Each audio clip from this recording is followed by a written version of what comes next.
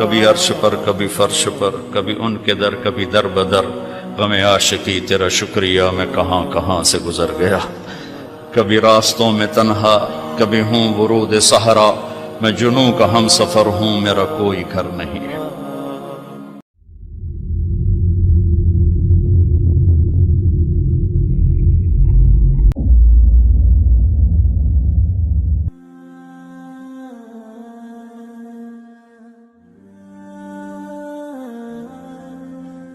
بہت بڑی طاقت بنیں گے آپ اگر آپ کو سہنا آ گیا اور برداشت کرنا آ گیا، کیونکہ جب آپ برداشت کرتے ہیں نا تو اندر میں ایک طاقت پیدا ہوتی ہے، وہ طاقت آپ کی روح کو پرواز دیتی ہے اور اگلوں کے لیے تسخیر کا کام دیتی ہے۔ اور اگر آپ پھٹ گئے تو بم کے پھٹنے سے کیا ہوتا ہے؟ تباہی آتی ہے۔ جب آپ پھٹیں گے یا میں پھٹوں گا تو معاشرے میں تباہی آ جائے گی۔ تو اس کے لیے آپ دو چیزوں کا اہتمام فرمائیں، ایک اپنی زبان کی حفاظت فرمائیں، آپ اس 400 کے معاشرے میں کوئی غیبت کرنے والا نہ ہو، کوئی جھوٹ بولنے والا نہ ہو، کوئی کسی کو طنز کرنے والا نہ ہو، تانا دینے والا نہ ہو،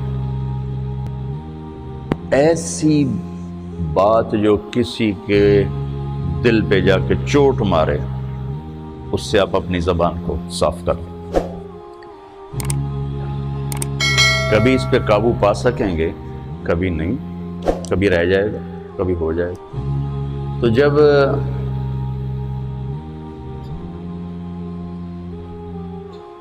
ہاتھ سے نکل جائے بات تو پھر اللہ نے ہمارے لیے توبہ کا دروازہ رکھا ہے، 2 نفل پڑھو، اللہ سے معافی مانگو، جس پر زیادتی ہو اس سے جا کے معافی مانگو، اس سے آپ کی مزاج میں ٹھہراؤ آ جائے۔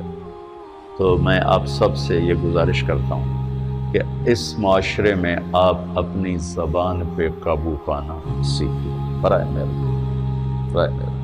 بہت فائدہ ہوگا۔ ایک زندگی گزری ہے، شام قریب ہے، تو پوری زندگی کے تجارب نچوڑ بھی اس میں شامل ہیں، اور تجارب نچوڑ کو گولی مارو اور دیوار پہ ڈال دو، میرے نبی کا فرمان اس کے لیے کافی ہے کہ آپ نے فرمایا کہ 2 چیزوں کی ضمانت دے دو میں جنت کی ضمانت دیتی، ایک تمہارے جو 2 جبڑوں کے درمیان ہے، ایک تمہاری 2 ٹانگوں کے درمیان ہے، اسے پاک کر لو میں جنت کا ضامن بن جاتا ہوں۔ اور معاذ بن جبل سے فرمایا کہ تمہیں پورے دین کا نچوڑ بتاؤں، کہ جی کیا؟ تو آپ نے اس حدیث کو میں نے پتہ نہیں ہزاروں لاکھوں دفعہ بیان کر دیا ہے، اور ہر دفعہ بیان کیا ہے کہ اچھا یہ ایسے کر کے کیوں فرمایا؟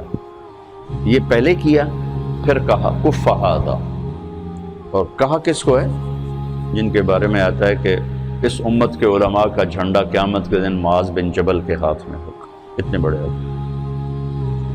18 ہجری میں انتقال ہوا، 1434 ہجری میں اردن گیا تو ان کی قبر سے خوشبو آ رہی تھی، 1400 سال گزر گئے، ان کی قبر سے خوشبو کا آنا بند نہیں ہوا۔ اتنے بڑے آدمی کو کیسے سمجھایا؟ بچے کی طرح کہ معاذ اس زبان پہ قابو۔ تو آپ سب کو، اپنے آپ کو بھی کہتے ہیں،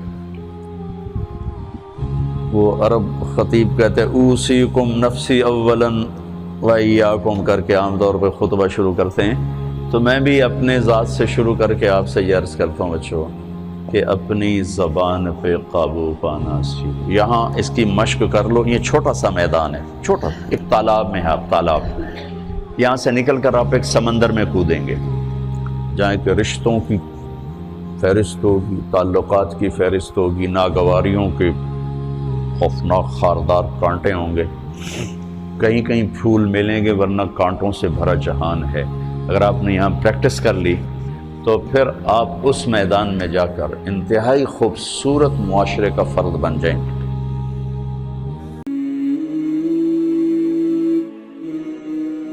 حضور نے دعا دی ہے کہ اللہ اس شخص کے چہرے کو تر و تازہ رکھے جس نے میری حدیث کو، میرے فرمان کو سنا اور ایسے ہی آگے پہنچا دیا۔